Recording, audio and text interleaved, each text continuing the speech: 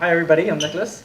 I'm sure all of you, as you guys see me walking around today, you must be wondering, what does this guy have on his face? So just to cut the story short, I actually got into a car accident 4 years ago. Not 4 years, 4 months ago. And 4 months. And what that left me with was a lot of facial trauma, and I had a ton of glass inside my face. So just imagine, within one eye itself, like, I will spare you the goners, but well, they took out 20 pieces of glass. So that's just how much glass was inside my face. So actually, I would have given a different speech 4 months ago, but well, since this happened to me, I realized that I was very unlucky, if you put it that way. So this actually brings me back to what I actually do. So what we do is that we are actually a youth-run organization here in Singapore that actually raises funds for our beneficiary hospital in Cambodia. And recently, just 2 years ago, I actually spearheaded a burns and reconstructive unit in Cambodia. So we're the first of its kind to actually bring plastic surgery into Cambodia. So looking back at my experience, I'm like, oh, because I'm so lucky I'm from Singapore, I get this treatment so readily available. But then I thought to myself, now I really know what really goes on inside the head of all these children. Imagine if you get burnt and you don't have treatment. What actually happens? Look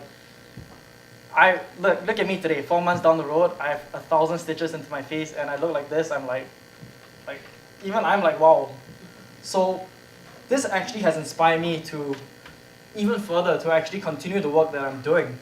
But drawing back to 10 years ago when I actually started getting involved in Children of Cambodia. So when I was starting, the reason I want to share this is because I know that most of you guys here are educators. So I think the roles as educators is that we have to be as a model and a support figure towards people around us and our peers and the people that are under us. And well, the thing is that I want to share my experience because 10 years ago, when I wanted to do this project, a lot of people actually told us, Nicholas, you're too young. I don't think you can handle this. They told my whole committee, you're too young. We assembled 30 other people who are of my age, and we said, hey, you want to start this project? You're like, man, this is too big for you, man. I don't think you can do it. So I was very lucky because I had the right support system around me that actually encouraged me and said, Nick, I think that you should go for it. I think that you should believe in what you're doing, and you should definitely use all your heart to do it. And as a result, thinking about it 10 years down the road, I'm like, if I didn't have this support system around me, I would never have started this program. I would never have got other youths involved.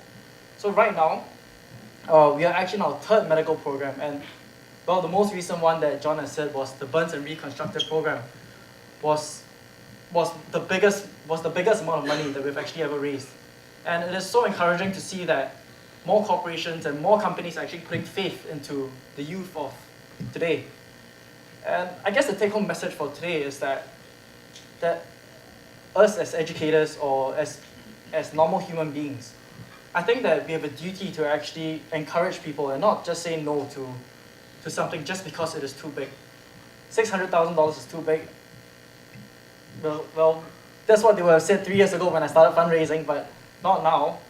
So I think that what we should do is that we should always keep encouraging and don't ever say no. Even if you fail, at least you tried.